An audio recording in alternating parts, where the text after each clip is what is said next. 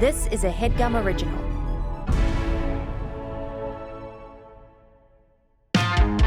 Jake and Amir, two Jews that you can't forget. In 2010, they were big on the internet. But then 3 failed pilots, 2 rejected movie scripts. One last-ditch effort to try and stop their career from going to shit. Segment. Another podcast. Segment. Each app different from the last. Segment. It's the Swiss Army knife of shows. Meet your 2 pathetic hosts. Segment. Yeah, dude. I feel so alive for the very first time. Yes. Who sings that song and why? It's about, I think it's Lit or Stained or System of a Down or like Poison or Purpose or something like that. And it's all about like how for the very first time you feel alive. I feel so alive. Is it like a new lease on life or is it like a drug-induced thing? It's both. Because so like... And I wish I could die? Doesn't he say I wish I could die? Yeah, I wish I could die. Yeah. So I feel alive for the first time and I wish I could die. I feel so alive for the very first time. Lyrics. It's that's not it. It's Puddle Wrong of Mode. Song. It's Puddle of Mode. I feel so alive. Lyrics. What's that? Puddle of Mode. No. Instead of mud. I think no, that's not it either. I'm finding for the very first time lyrics. Yeah. It shouldn't be this hard. POD is correct. POD. Nice. They have another song besides Youth of the Nation. It goes, I feel so alive for the very first time, and I can't deny you. I feel so alive. Oh, I can't deny you. All right, that's good. That's cool. Better than dying. Yeah, I wish I could. I wouldn't make any sense if that was the lyrics. Yeah, I feel so alive for the first time ever, and I wish I could die. I don't know, man. I don't know. That's actually kind of dope now that I think about it. Like, imagine being so alive that it loops all the way back. Right. Or maybe you're so alive for the first time that you realize the rest of your life you hadn't been living. And there's and then that's kind of your peak and it'll just feel like a death afterwards. Yeah. I ended up DMing with Avital's ex-boyfriend last night because I spun out of control to the point where I'm like, is she back together with him? And turns out she was. And he can't deny her. He feels so alive. For the very first... I'm obviously joking. She's having the time of her life in Italy. Yeah. So I'm sort of living the hashtag Bachelor lifestyle back at home. What's the Bachelor lifestyle to you? What does that mean to you? It's eating cereal at 4 p.m. Mm-hmm.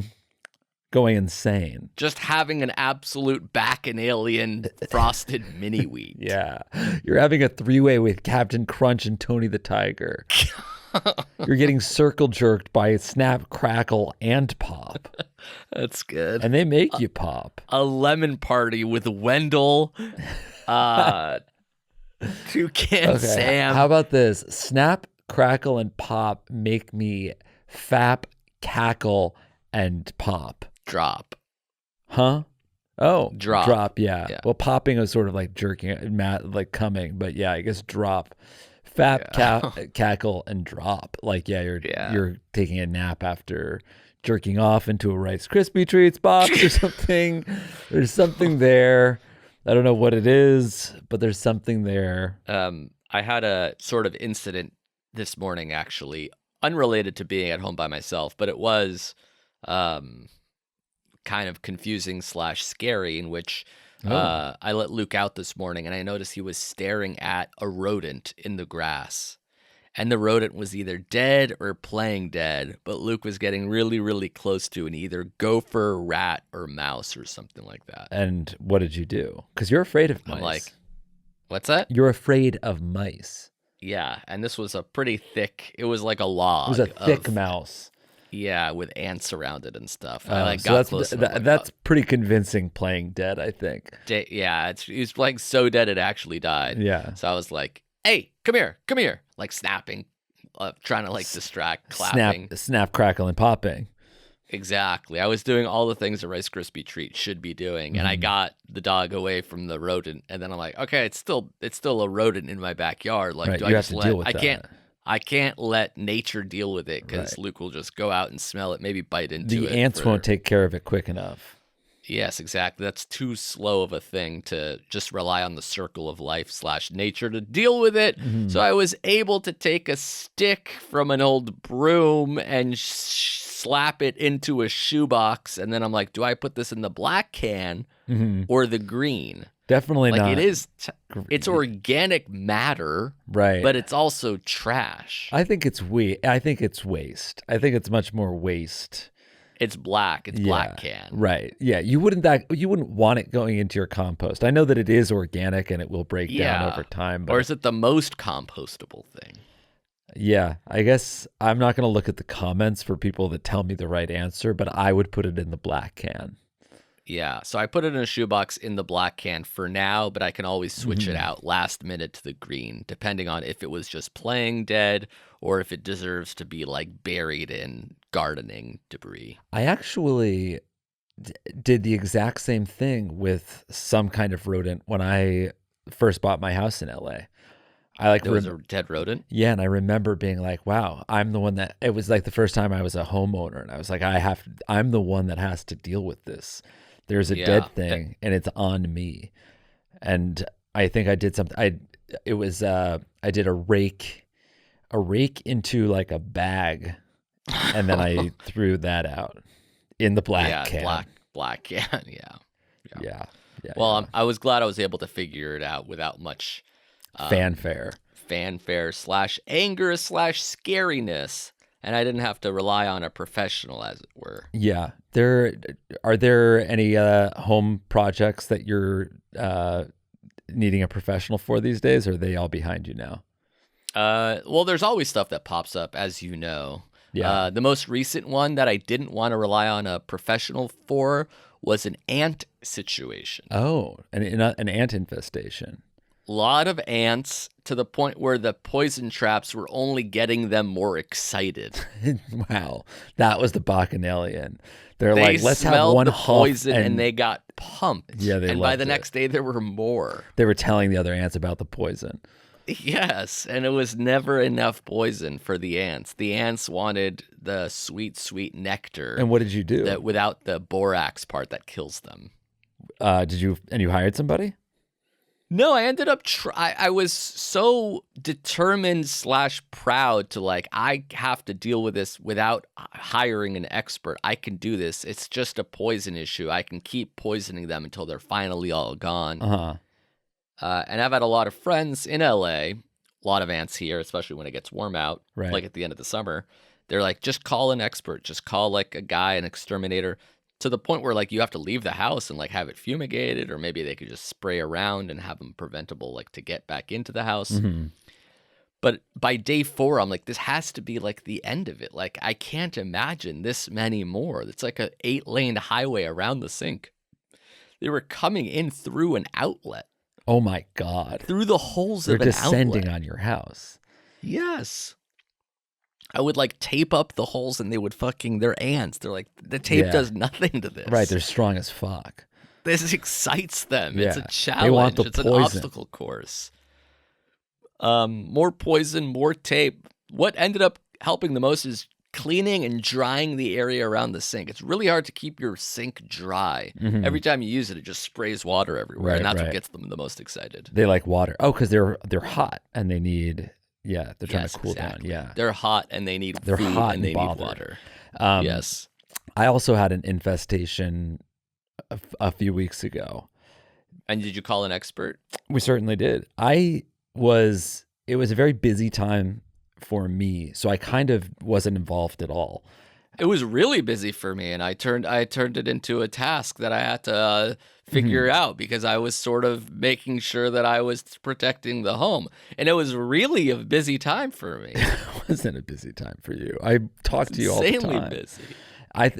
I was so all right. So here's what happened. Jill was convinced that she was finding mouse droppings in the kitchen, on the stairs, in Gemma's playroom, and I was like, it could be mouse droppings, or it could be fuzz or dirt or anything else. So she's like, this. The only way to know is to taste give it a nice little licky lick. Well, she was convinced it was mouse droppings, and then she called a mouse exterminator who came and confirmed that they were mouse droppings. Though I'm sure it's in line with his ambition to see a little piece of dirt and tell my wife it's a mouse dropping, right? Like, yes, of course. I'm basically still skeptical that we had a mouse to begin with. But this guy said that we did. Jill thought we did. And I kind of believe we did, because they did certainly look like mouse droppings. But to me, I don't really care that much. I'm not afraid of mice. There's a lot of mice in New York City. We never saw a mouse. We just saw. But you're also very hyper neat and vigilantly clean, whereas mouse shit seems to be the opposite of that. No, well, I guess it was almost like I felt vindicated by its existence, because where Gemma eats, it gets so messy, and I'm constantly like, God, we have hey, we got to clean this up more. Like, it's not just a wipe situation. This needs to be spray. Yeah, we have I want to come home and feel like nobody was here all day, you know? Wow. Do you say that out loud, or is that just what you think when you're like, can we spray down the counter? Yeah, that's what I never would say that out loud. That's what I think when I'm at home after work spraying it. Yeah. And I'm like, I think I'm so passive. I'm like, we have to do this. I'm doing it. So let's all do it together. But then I spray, you spray, we all spray for making it look there's absolutely multiple clean. meals, and there's a raspberry on the banquette, right? So the guy comes and he's like, yeah, there's there's food on the ground. That's one, we have to keep all of that clean. But he's like, they're opportunistic creatures. So they're coming in through the vent where the radiator comes up through the floor. There's what I think is such a tiny gap. He's like, no, they'll squeeze through something like that. And then inside my closet and inside my bathroom vanity, there was basically the pipes that went down to the basement. They weren't completely sealed up. And he's like, they're coming in through here. So he just sealed everything up, basically just taking away their opportunity for that access. Because if they can't get into my house, they try to get into the neighbor's house or the next neighbor's house. They don't. So you're basically locking them out. Yeah, I'm just giving them just one too many obstacles where they're like, fuck it. There's you're food. taping the outlet, right, and hoping that they can't figure it out like an ant. Yeah. So they came by one day, and now we haven't found a single dropping. So I guess that's vindication for Jill that it was indeed a mouse, because we haven't seen any evidence of them. Wait, but what about the ants? I don't have ants. So you said infestation. It was a mouse, a potential mouse. Yeah, no, it definitely was. It was definitely a mouse. We also have water bugs in New York, which are very foul, and that's what I hate seeing those. Those are the huge cockroaches. And they're little critters that they creepy crawly around. Yeah, they're not little. I mean, they're as long as your thumb and thick. They look disgusting. I would rather see mice all over my floor than those things, than fucking Interesting. One. It freaks me out. It scares the bejesus out of me. And they're hard to kill, and they're fast. How do you think the rodent died in my backyard? I don't know, maybe natural causes. Old age. Yeah. On my grass. Because he's he's in hiding, and then he's kind of oh, I'm near death. I want to be close to family because you're a chipmunk, and he wants hospice. Yeah, he came surrounded by loved ones. Right, exactly. He came a dog home sniffing its open abdomen. Yeah, I think also it could have been attacked by a coyote or something. Yeah, exactly. And then dropped off by a skunk or a raccoon. Yeah, exactly. It's like a predator caught it, Prey enjoyed situation. it in your yard, and then left, and Maybe and even a didn't cat. clear its dishes. Exactly. Yeah. Yeah. All right, something to think about. Let me know if you have any theories about both the ants that did eventually go away and the rodent. Maybe two not unrelated things, as different creatures, both shapes, sizes, and genus species, sort of circumnavigate and eventually close in on my home. In the circle of life, I feel so alive. For the very first life. Segments, yeah, I was gonna say. I can't deny Simba. Yeah. But I will keep you posted. I do like minor house either improvement or avoiding disaster problems.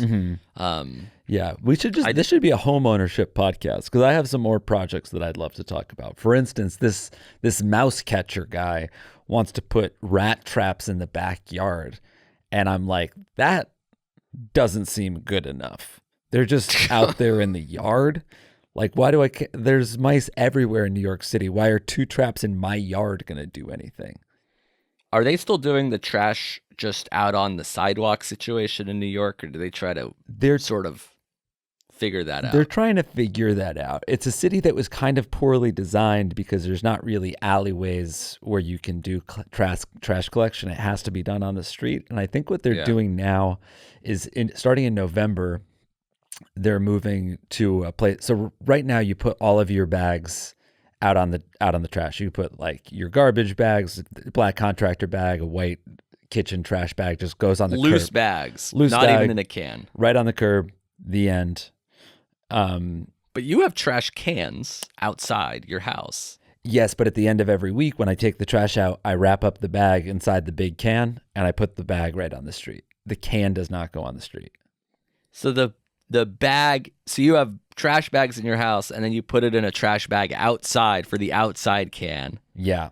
It's like then you take up that bag, which is filled with bags, and you put it just loose on the side of the And inside sidewalk. that bag, there are bags filled with Gemma's diapers, bags filled with Dingo's shit. I have a very shit-heavy house. My bag... A bag of a bag of a bag. So many bags, so much poop, all in front of my house with like food scraps. And yes, like rats and mice get into the bags. They, just like this mouse guy told me, they're creatures of opportunity. What better opportunity is a loose bag of food on the street? So and he wants to put rat traps, like that's what mouse I'm saying. traps, like, yeah, and charge me like $800 to put like traps around my house. I'm like, it's fine. You can't catch all of the fucking mice in New York City in front of my house. I'm not gonna do that. But they're moving to a thing where you have to everybody's going to have to use the same can starting in November. What can?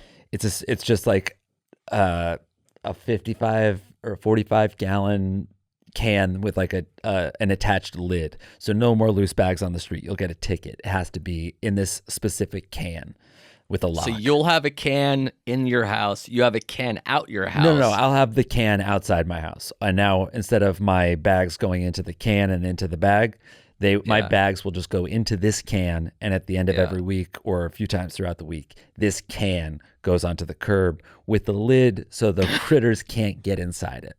So and that no can more loose is for bags. trash and for recycling? No, the can is just for trash. Recycling loose bags. Is still loose bags. But, those are supposed to be clean. You're supposed to wash those out.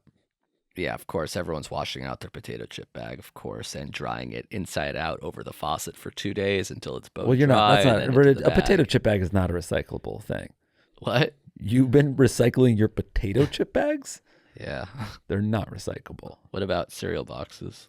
I think those are recyclable. What about the clear plastic bag inside the cereal box? No, that's not recyclable. What? When were we supposed to learn this shit? I don't even think you're right, quite frankly. I think I am. I think when I got my house, I searched exactly what you're allowed to recycle and what you're not, because there are certain things that people think you can recycle, but you can't. And I think it's a lot of that like flimsy clear plastic. You think that goes in with your plastic recycling, but usually that's just plastic that's made from recycled materials. That's why it has the recycle sign on it. It's not that it is recyclable, it's that it's made of recyclable plastic. Recycled plastic made that little container, but it's not rigid enough for you to recycle. There's no way people know that. They do not. There's no way. They do not. But I think that's fine because I think they sort it in a lot of places. But the thing that's bad is when you like get a pizza box and you're like, oh, this is cardboard, I'm going to recycle it. But it's actually covered in cheese and grease. That is not recyclable. It's too dirty and it actually contaminates all the other recyclable cardboard and paper around it. So you're not just not recycling something, you're tainting the other recycling. I put a wet gerbil corpse into the blue recycling bin. I thought it was a bag. I don't think you should do that. I really thought it was a bag. I thought he was a bag for his bones and organs. What is a body if not a bag? Thank you. I feel so alive. In the very first bag. Oh yeah, I have a story from my weekend that I want to tell you when we come back. Ugh, I've had it up to here with these stories. Thank you to Helix for sponsoring this episode of our show. Boom, baby. Jake, don't you sleep on a Helix? I sure do, motherfucker. So you know how big of an upgrade it was over your last mattress. Yeah, well, actually, my last mattress was also a Helix. So and the one before that? I think it might have straight up been a Helix. I had a Helix, then I got the Queen Lux Helix, and then I went up to the King Helix because I am a king and I deserve to sleep like a king. And you are a peon, you're a plebeian, and you deserve to sleep on a fucking sleeping bag, on my couch, on my futon, on a love seat. Okay, let's move on. We've all established that Helix is great and that you are not worth a shit. What else? Yeah, I was gonna say the prices are really, really good, really affordable for an insanely good mattress. And now, if you go to helixsleep.com/segments, they're offering 20% off all mattress orders. That's amazing. That's amazing. So if you want to sleep like King Felix on a King Helix over here. Oh, very good.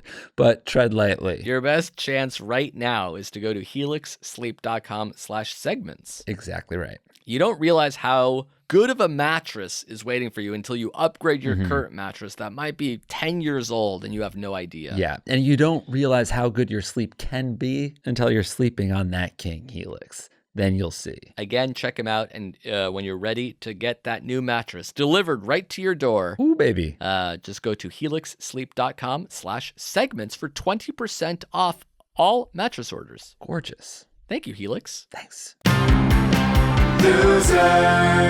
All right, we're back. Next segment is, well, the first one, I guess, is about the animals and stuff like that. It was called Animal Talk or Critter Conversation. Yeah. That was called I Feel So Alive. This one is a story from my weekend. Let's call it the Hurwitz Weekend Recap. Okay.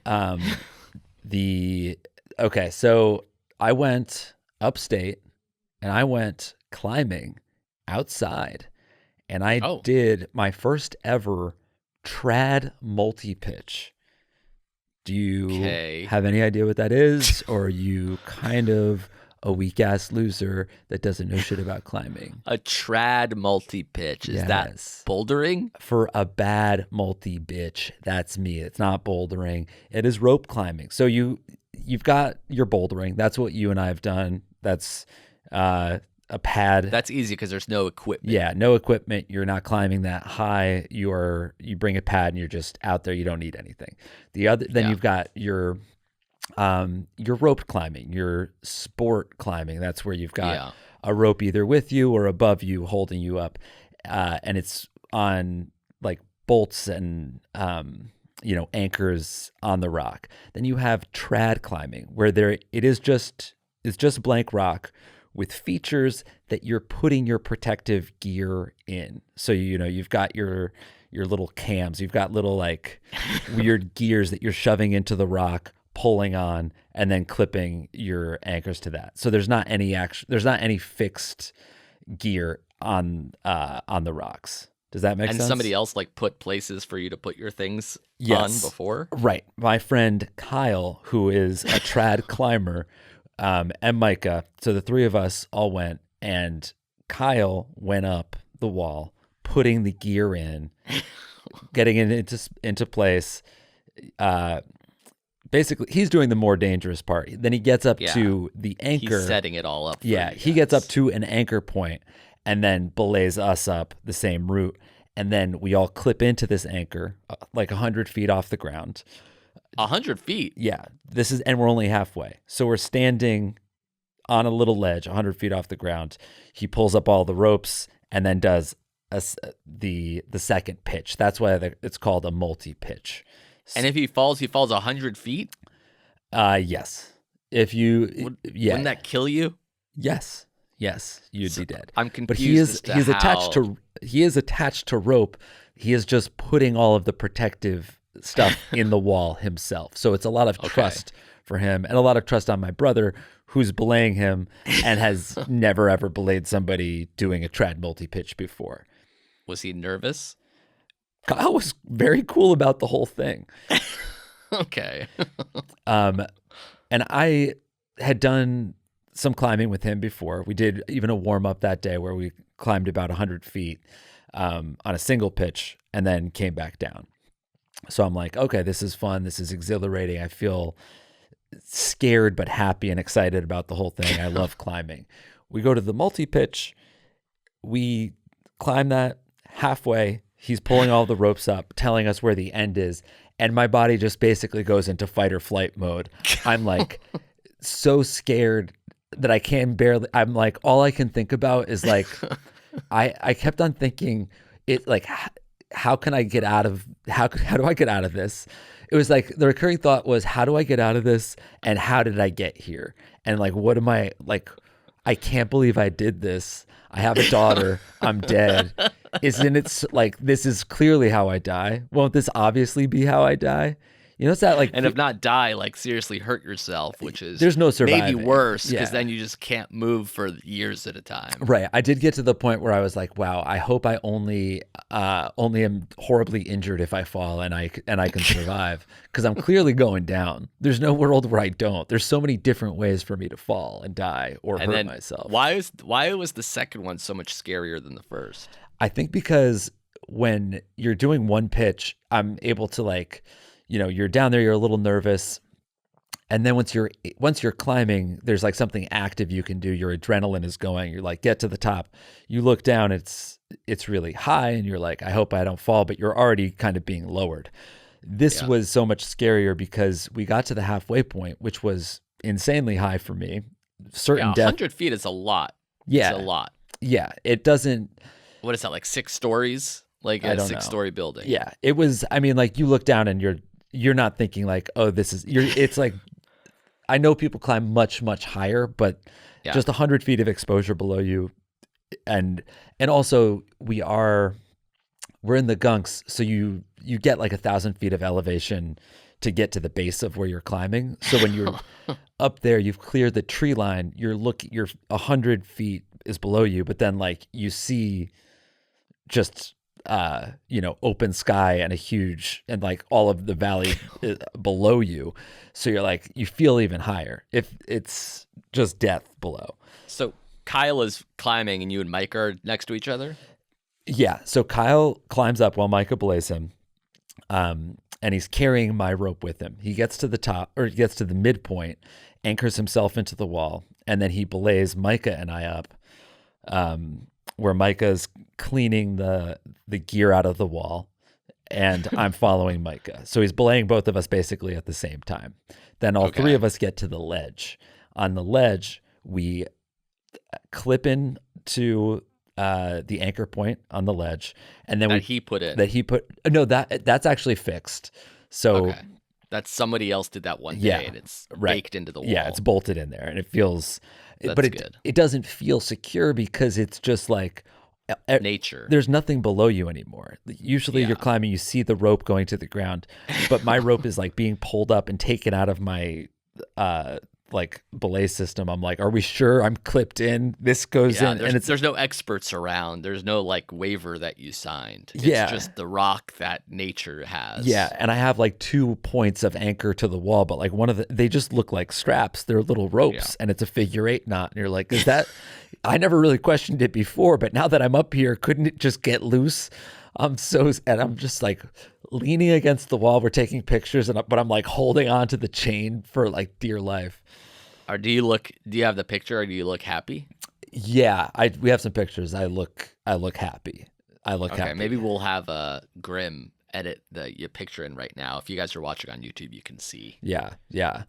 And then so I think there's like the adrenaline is pumping to get me to that point. I'm feeling good, but as soon as I'm on the ledge and we're like resetting all of the ropes, you're like, I don't know, your heart rate goes down and then you just are like, what the hell am I doing up here? This is so high up and we're only halfway. I don't belong here.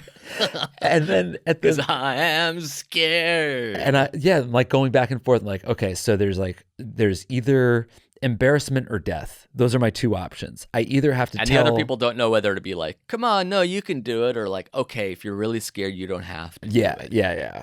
Micah is just like, all right, like, is this something we can joke around about? Do you actually need a pep talk?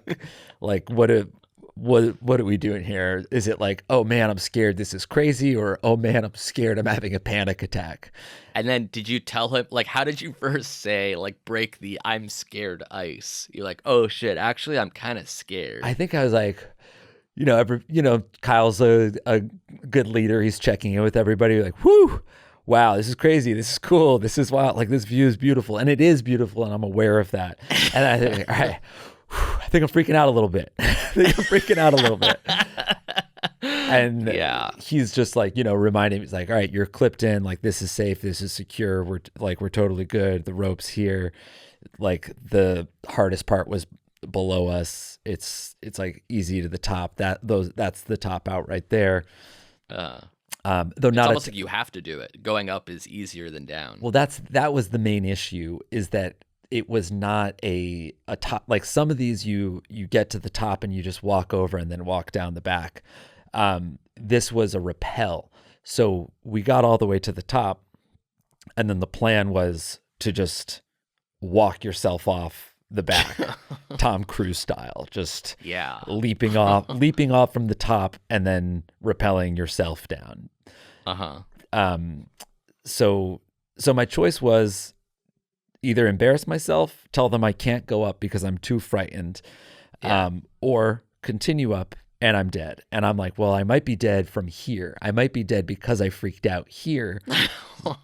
And like, I don't want to be in a situation where I'm like going home in the car later and Micah and Kyle are like, wow, that was awesome. Micah did his first trad multi-pitch. Jake, you almost did it. You went halfway up and then got too scared. It's like the skydiver, but then you're in the plane. You're like, I'll go down with the plane. Right. I don't need to jump now. Right. I'm like, I guess I'll be embarrassed, but I'll be alive, and that's better. I'm sure Jill would. The shame will go away. Right. Jill will be like, it's okay. Gemma won't even know that I was scared. We won't tell her. She can't know that Daddy was a coward. Daddy was a coward that day. But I think at a certain point I was just like, I was like, I think it'll be too inconvenient for them, because they were planning on doing like tying the ropes together and doing a full rappel of both of the pitches. And if I had stayed, then I was going to make them basically rappel back to the ledge and then tie it again and rappel it again. So I was like, I don't want to be inconvenient. I think it's going to be okay. It's better when I'm climbing. I just want to, like, quote unquote, get this over with. Yeah. So we went up the second time. We went up the second pitch. The second pitch was definitely easier. I felt, as soon as I started climbing, I felt really good. I was like, this is exciting. This is great. Then it's like when you jump, you're fine. Just getting the courage to leap off the ledge. Yeah. But then we're at the very, very top. The ledge is even smaller. The first ledge, I could like kind of like lean back. I could put both my feet on it. I could even sit down uncomfortably if I wanted to. The ledge on the top, it's like 1 foot is the only thing you could keep on it. You're like, Jesus, you're on like you can't fit your whole foot on that ledge. And it's the three of us, and Kyle is like tying up the two ropes into the rappel system. And he's like, there's a lot of different like little points of this system, and he's like, oh, this, no, this, I'll do it like this. And he's like, I'm untying this. I'm like, all right, well, is everything good, or you're not confused by it, are you? He's like, this one, no, this is going to be. See, you did that thing twice. Right? Did you? Are you like you dropped that carabiner, dude? Did we need that? Like, you see like what your body would do if it gets dropped too. I did also have to.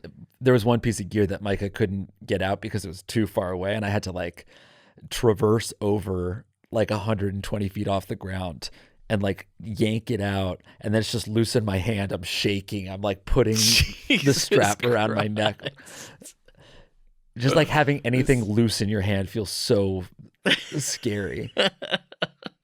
This whole thing sounds terrifying. I would not want to do this at all. This is the scariest part. So we tied these two ropes together. They're two like 70-meter ropes, and he just tied them both together, so it could go all the way from the top all the way down to the bottom. And then he sets it up on a 3-person rappel. He goes, then I go, then Micah goes.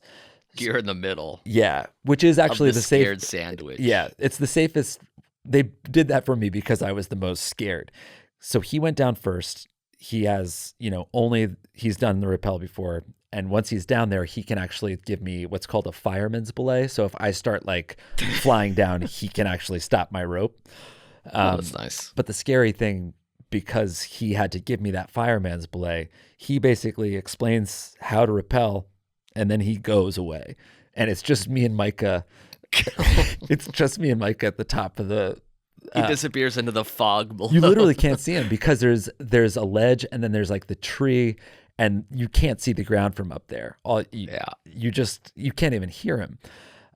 And Micah and I have a walkie-talkie to hear him, and that's nice. And Micah's like, Kyle, like, I think we heard on the walkie that he'd gotten down, and then we're like, okay, Micah's like, tell us when you're ready, and Jake will rappel. And we don't hear anything. Micah presses again. He's like, Kyle, nothing. Nobody's there. So you hear talking. Me and in a Micah are different just language. standing up there, and we're like, okay, there's like 15 more feet to the top out. Do we have to like go if we can't get in touch with Kyle, we can't just rappel. What are we gonna do? And it turned out Micah had like changed the channel on the walkie-talkie by accident, and everything was fine. And then I unclipped, I leaned off, and I rappelled down. Wow. And when you finished, was it like an amazing sense of exhilaration, relief, or you're like, I hated that, I never want to do it again? When I was up there, I was like, no matter how good I feel after, I'm never doing this again. This is way too scary. It's not worth this feeling. And then as I was walking back to the car, I was like, I would do that again. That was awesome. That was so awesome. fun. Now that it's so like that, the high made me be like, all right, I would definitely do that again. But now that it's been a week, or it's been a few days since, I think I might do it again, but I also might just like sport climbing. So I like climbing outside, but I don't know if I need to do multi-pitches. You don't need to fear death. Yeah, I think I can. There's a world where I'm just like, oh, this is exhilarating, and not a world where I'm like, I guess I'm almost 40. I don't need to conquer my fears in the same way. At this point, I just want to live with my fear comfortably until I die. Yeah, because I can avoid multi-pitch climbing. But I don't know, because it was incredibly fun, and we jumped in a little lake afterwards. It reminds me of when we did the world's largest swing, where they bring you out over a ledge and you just look down and it's a gorge, and then they drop you and you're like, ah, and it's like insanely scary but exhilarating. Yeah. And then they're like, do you guys want to go again? I'm like, I mean, it was awesome, but no, I don't think I ever want to do that again. Yeah. It is a lot like that. I think of it more almost closer to like the bungee jumping, which we were too afraid to even try.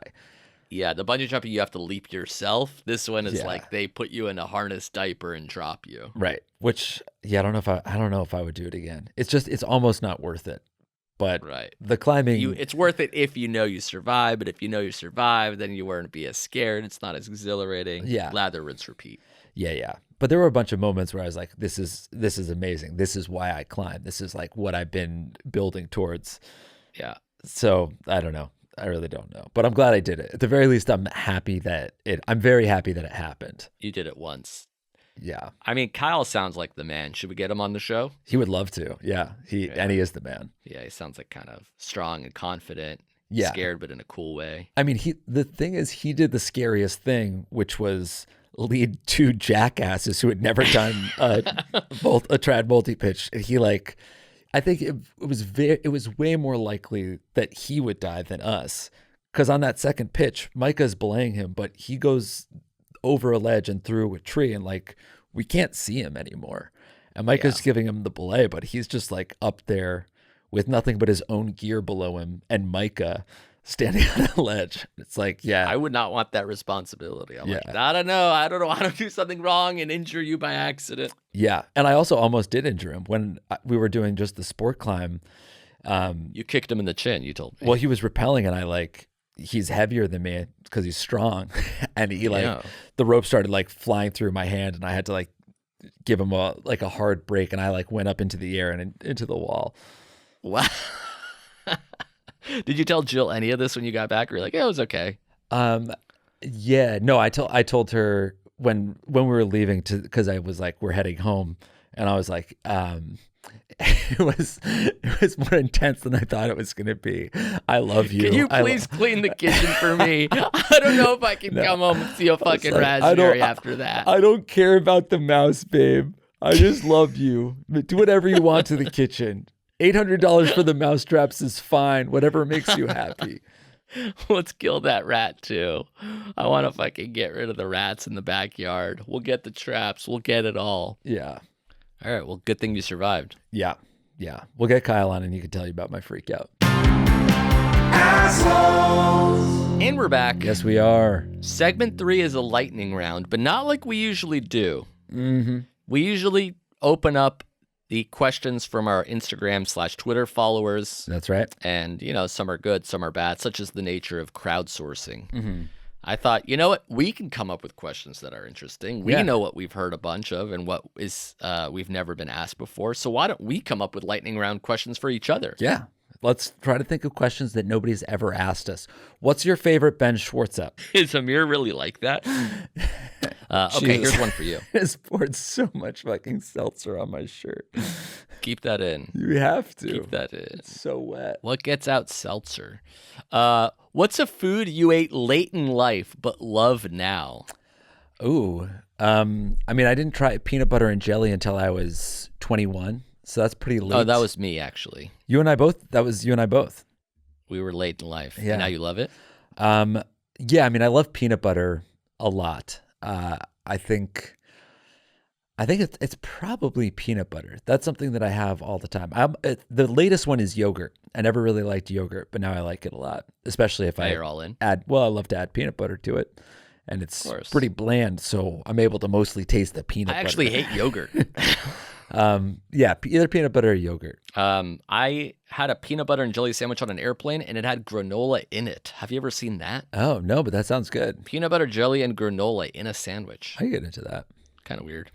How many sexual encounters have you had? Oh, I don't feel comfortable answering that. What website do you visit the most often?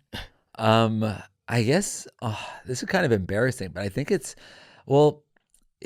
either ESPN or maybe I think I go to Instagram.com a decent amount because I kind of don't have Instagram on my phone, but I'm logged in online. Load it. Yeah, so I don't do it a lot, but if I'm my computer just basically lives on Gmail, Google Documents, and then I don't know, some version of a to-do list of the things that I have to do. But if I'm just new tab, what's a website I want to visit? I think it's either Instagram or ESPN.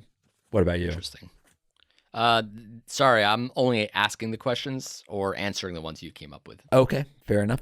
If you had the chance to pitch any project and you knew that it would get greenlit, what would you pitch?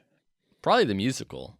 Ooh, all right. So that's what you're excited then about. somebody would pay us to write the musical, which we're like sort of sitting on a half-baked idea of, and we just need the kick in the pants to get it done. Cool. I love that. Connecticut, 1999, or whatever the hell we're calling it. Good working title. Would you ever use an AI assistant? I guess if it got to the point where it was really good, maybe. But I have not had the experience with AI that it like does anything that I don't have to like read through or check or second guess, or that I look at and seems wrong. But if it got to the point where it was good, I wouldn't be opposed to it. I think it might be at that point right now. We just don't really use it. Oh, all right, maybe then sure. I would give it a shot. I think that's like, because I'm not gonna that wouldn't be taking a job from anybody, because I'm not gonna hire an assistant. I wouldn't want that responsibility. But I would do something. I would try an AI assistant and see if I liked it. Yeah. But what I'm doing now works. Okay, give me one. What's your favorite sex position? I don't feel comfortable answering that. Okay. Would you rather be really good at chess or really good at poker? I guess poker. Chess is like, seems like it would be kind of impressive, but I don't think anybody would actually be impressed by it. In poker, I could win money, and it's more social. I could like hang out with people. Like I don't really even know how to play. Yeah, I think I might enjoy hanging out with friends. Have you ever played poker? I mean, yes, but not really. I don't really know how it works. You don't know the rules or anything like that? No. I think I've like played. You never got into it or saw it on TV or anything like that? I've seen it on TV, like seen it in movies, and I've like played a hand, I'm sure, but not really. Yeah. No. Interesting. Who is your favorite person that you have ever gotten a chance to collaborate with? I don't feel comfortable answering that. Okay. If someone paid you $15,000 to record a rap song and release it on Instagram, would you? No. Wouldn't do it for $15K. Is it like an earnest rap song? Is it a rap song about Headgum? About like, anything you want. Like how much I love peanut butter? Yeah. Probably not. I think it would have to be at least $30,000 after taxes. What a specific request. Yeah. For $27,000, you wouldn't release a rap song. What the hell is wrong with you? Yeah, no, I think 30 is kind of like, that's where I'm like, oh, that's like I could really do something with that. Yeah. 15, everything in life is so expensive that 15 is like, oh, that's only subsidizing some big thing that I want to do. Then you could finally write that rap you've been noodling about. Yeah. Have you ever got roadhead? I don't feel comfortable answering that. Why do you think houses don't have urinals? That's a good question. Like, I've never seen a house with a urinal. Doesn't it make sense? I have seen them, but I think a house with a urinal? Yeah, I have seen that before, but I don't think. I guess it's just they're not really like universal, so there's not really a huge benefit to it. Yeah, but it's nice. You can you don't have to. You have a urinal and a toilet. Yeah, a urinal for him and a toilet for her. Maybe they're hard to maintain. Well, I don't know. They all seem fine. Like urinal cakes. These are all normal things. Right. Well, I guess you probably don't want your house smelling like a urinal cake. Like I don't think I've ever gone to a bathroom with a bunch of urinals and been like, oh, it smells fine in here. Yeah, because there's piss all over the place. Yeah, exactly. So I think that you want something that flushes. What do you think about retirement? That's actually really interesting. Yeah. I think of retirement not as like this end point, but in a thing that you can sort of mathematically game to the point where you can be like 70% retirement, 50% retire. Like it's a gradual transition to in our parents' generation, it's like, I work from 9 to 5, and after 5, I don't work. And then after this age, I will retire and never work again. Right. With our generation / field, it feels like we're always kind of working, and it's just the amount and intensity that was high in our 20s and gradually getting lower and lower and lower until one point I'm like, oh, wait, I'm not working that hard at all anymore. Yeah. On much at all. Right. So I think it's more of a gradual thing for me. And less of a cliff and a plateau. Okay. But I really didn't feel comfortable answering that question. Yeah, I know. The roadhead thing, like what was it? Who would you want to collaborate with? Yeah, well, no, that was who are you happy that you did get to collaborate with? Oh. Is that better? Yeah, I was going to say. Yeah. Do you think I guess I have an Avital answer will for be your last sexual partner? I got to assume, yeah. I mean, when you get married, you have to go under that assumption. Yeah. Like the trial and error phase of Mm-hmm. learning and playing around and having multiple partners, that's got to be Mm-hmm. a thing of the past. Once you're committed like that, you have to assume that that's it. I mean, obviously 50% of marriages end in divorce, so Right. I wouldn't say never. It's not like a 100% lock guarantee, but I'm going into this thing with 99% certainty You want to go that the she distance. will be. I asked Jill about a hall pass last night, and let me tell you, Yeah. it kind of went over interestingly because I don't want I don't want the hall pass per se. I was like, some people have like a hall pass. I don't want one, but I would like my hall pass to be that I got to go on Love is Blind. Like I want to go on the experiment and with an open mind. I want to go on Love is Blind. And I think like it just seems like it's so much fun to talk to that many people and yes, the end result is that you fall in love and get married with somebody. But I just want to I want to be able to I want to be able to live a life where I can like just see what that experience would be for me and then go back to my marriage. Does it have to be Love is Blind, or can it be a sort of half-baked different reality show or something that we set up for you for your like 50th birthday? Yeah, no, it would have to be Love is Blind. I want to do the real, Nick and Vanessa Lachey experiment. And Jill said that her hall pass would be going on like the Great British Bake Off. So it's not really the same, but like for my hall pass, I want to date and fuck around. And for no, it's not you, fucking around. It's all through a wall. It's only quiche. emotional. It's not cheating. I guess it would be emotional cheating. I would maybe fall in love with somebody, but I'm sure I wouldn't. But I would get to experience just. It seems almost like therapy or something. I just want to go and like talk to 15 different people in Speed date. Yeah, in a room where I'm just like my most vulnerable, authentic self. I guess I would love to do it without even the camera on. I guess I'm talking about therapy. You're talking about therapy / going on a date. Yeah, I do. I want to have 15 different therapists that I speed therapy. That would be cool. Yeah. I mean, once you're married, you can't really go on dates anymore. So, like, you hardly will ever meet a lady and talk to them and get to know them anymore. Yeah, and it's just rare to. I guess part of dating is finding ways to express yourself to somebody. You convey who you are to someone, and that's maybe the thing that's like compelling to me because I don't actually want to learn about anybody. No, God, no. Nor do I want to start from the top and scratch and everything. Like for myself, it's like, oh, I guess I'm from here and my parents do this and I do I like this. that. I do want to talk about that. Did I tell you my dating show idea? I've never seen Love is Blind, so maybe this is too close to it. But it's called The Wheels, where it's either two Ferris wheels that are rotating close to each other or two like carousels that are like rotating like a clock on a wall on a floor. And then when you're at one point, two of the rooms are touching, and then on every other point they're not. So one wheel has guys, one wheel has girls, or however you want to break out the genders that are attracted to each other. And then like you get to talk to the person only when your wheels are touching like that. And then either one of you can rotate the wheel away. And when you're rotating the wheel away, then you're getting somebody else, but you're staying there. If you both rotate it, then it like brings two more people to the forefront, and then they're interacting. So it's a lot of waiting on the outskirts, but once you're interacting, and then if you like the two people like each other, you can, join the wheel. They hop off one wheel, you hop off theirs, and it's like it keeps going and spinning until everybody's either on one wheel or another. It's not that dissimilar from Love is Blind because they have pods where but instead of pod, it's a wheel. Right. Yeah, I know. I mean, this is wheel life I'm talking about here. It's Wheel of Misfortune.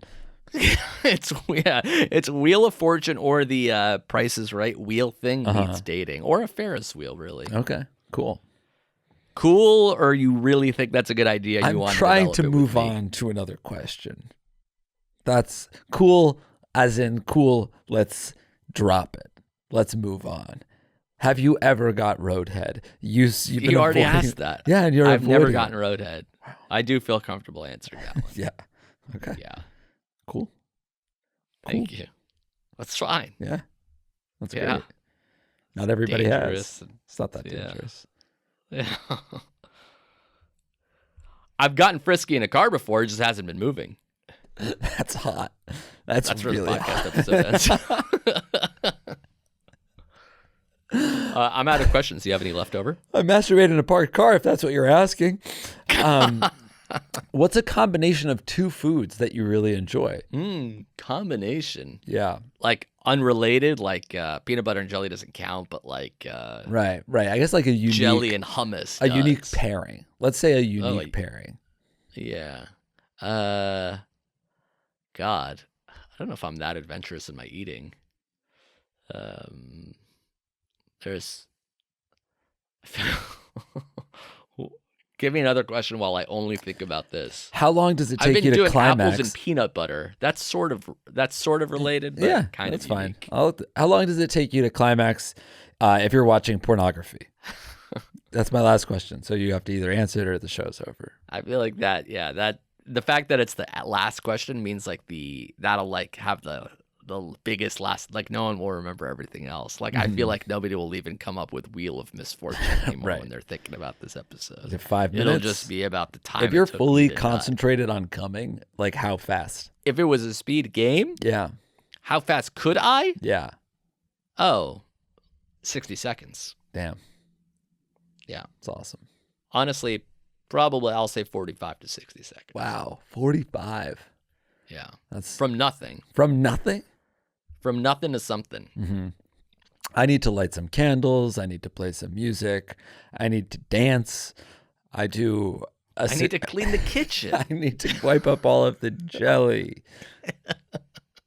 I can't get hard knowing there's a crumb on the quartz. And I did sit on an e-brake. If you're asking about roadhead. I got sentimental in a rental. Love hurts. Ooh, that's good. Donut? That's good. Thank you. Love Yeah. hurts. Very That's what it's nice. called when, okay, I choose you and I hop from wheel to wheel, but then somebody else spins it and it sort of slices that person in half. Right. Oh, so you could die in this game that you're inventing. Yes, you have to jump with a lot of vim and vigor. Otherwise, you do it too slowly and you get sliced like in the movie Cube. If you've ever seen the movie I Cube. haven't. Vim and Vigor Yeah, is sort another of good this- name for it. Yeah. So basically, it's like 9 strangers wake up in a giant Rubik's Cube that's constantly rotating and killing them, and they have to emerge from the cube alive, which Oh. is Weird. kind of subconsciously the spiritual anchor for Love is Wheel, but What I is don't Love is Wheel? necessarily. What? Love is Wheel? Is that's Yeah, the new Love name? is Wheel.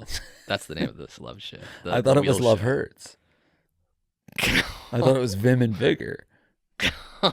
Or like something about a carousal and arousal or something like that. Yes. Yeah. Spousal carousal or something. Yeah, that's pretty good. Spousal carousal. Thank you. Actually, really thank you. That's the nicest thing anyone's ever said to me. Really? We're doing a live show in Chicago. Oh, we should say that. Yeah. We can we'll play lightning round there. November 14th. 14th in Chicago. That's a Thursday That's right. at Park West. Yes. Come on down, come on out. Mm-hmm. Let's just say things will get wheel. Yeah, they're gonna get very wheel, and you will be aroused by the carousal. Yeah. Thank you. Yeah. I needed to Yeah. hear that. For more of us, you can also watch us on Patreon, patreon.com/JA. True. And thank you for listening and or watching to this podcast episode. Mm-hmm. Mm-hmm. We'll be back next Monday. That's right. Bye, everybody. Bye. That was a Headgum original.